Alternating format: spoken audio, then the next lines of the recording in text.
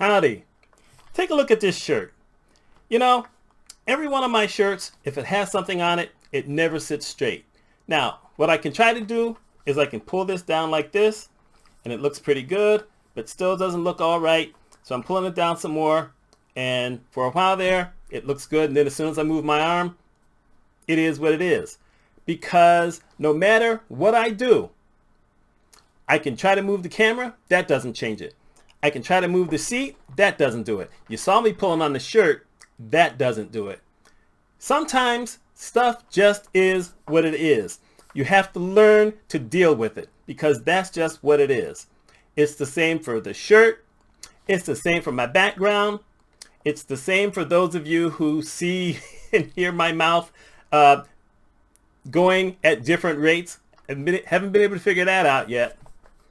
And it's the same for Ye, Kanye, whatever. I'm not going to say any of those names again. I'm just going to use the term that man. And I'm being nice saying that. You know, I've never been a fan of his music. It's not my style. Now, the truth of the matter is, at my age, that's not ever going to be my style. It wasn't my style back in the 2000s when I just pretty much wasn't really listening to almost any new music unless something popped up on a TV show.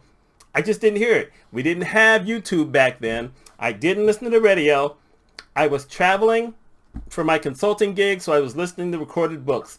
So I missed a whole bunch of music around pretty much most of the mid-2000s. The only stuff I heard, Michael Jackson and Janet Jackson. Nothing else counted.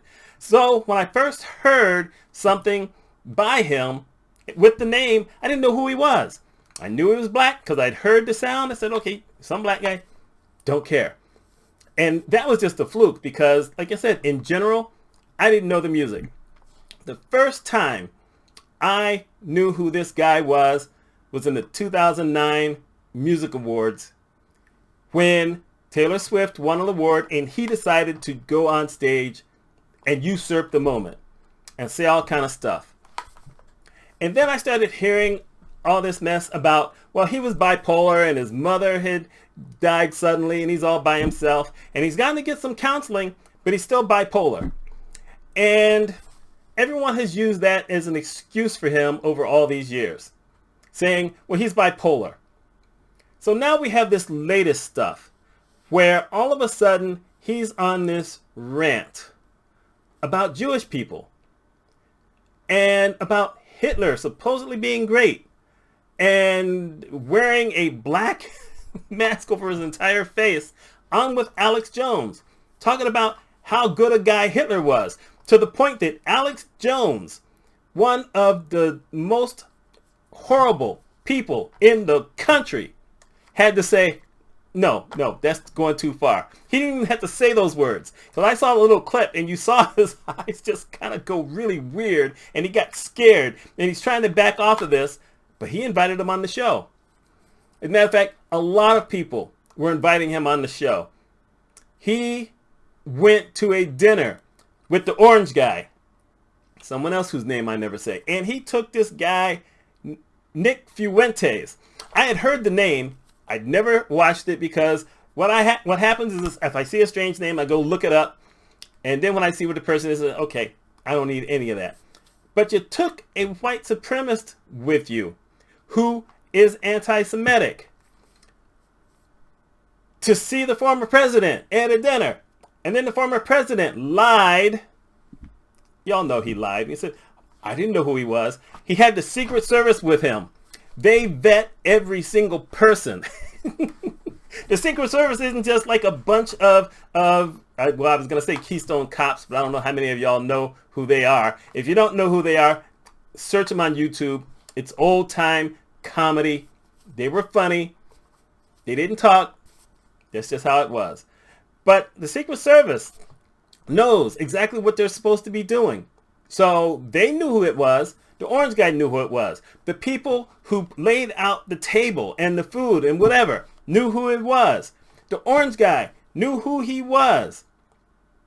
A lot of people really knew who he was. Like I said, I just had a glancing thing of it. I'd seen his face, but it's like everybody knew who he was. And yeah, that man, he's just over the top. And the narrative over the last week has been, well, that bipolar must be getting him again. We should forgive him, and maybe he needs help.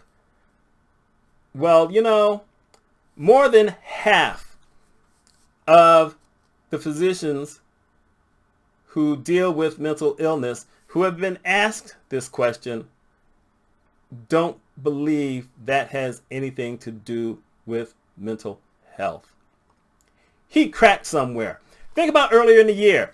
He was mad as heck because his ex was dating this guy, Pete Davidson, who is on Saturday Night Live. At least he was at the time. Now he's not. And, okay, the Syracuse area is not really happy with Pete Davidson either, even though he's trying to make up for that. Totally different story. But he got to a point where he was saying all this stuff that Kim Kardashian had to hire extra security to take her kids to school and bring them home because the school they were going to was getting death threats. Basically mad at her because of what he was saying about her and Pete Davidson and the school, because that's when that anti-Semitic stuff started. I'm putting that out there because there's been some people who are wondering how come he's got to pay so much in alimony every month when they separated at around the same time and she's got more money. That's why he's got to pay more money, because she's having to pay to protect her children, who are also his children. He's been that bad that she's got to get extra security for her children. She's got security for herself also, but she's got kind of a different kind of security. But she's got her kids watched. And I don't know if she's got her, her sister's kids watched or whatever, but this is why.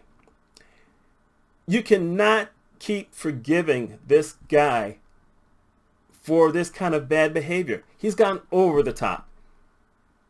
Just like Chris Brown has gone over the top.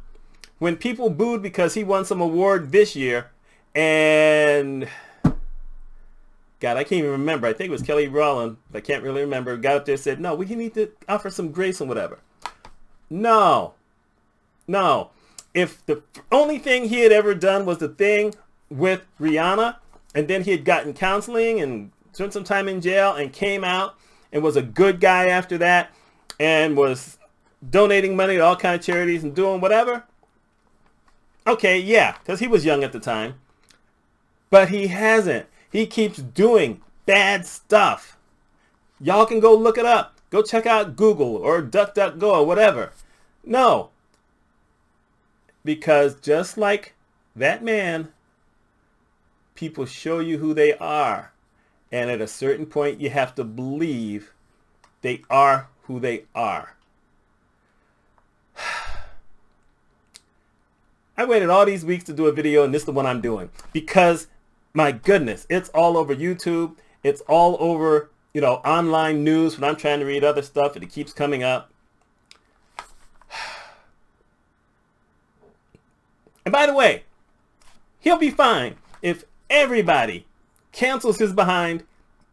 He's still a multi-millionaire. Yes, he lost his shoe deal. He's losing his record deal. He's losing a whole lot of stuff. But he's got a ton of money.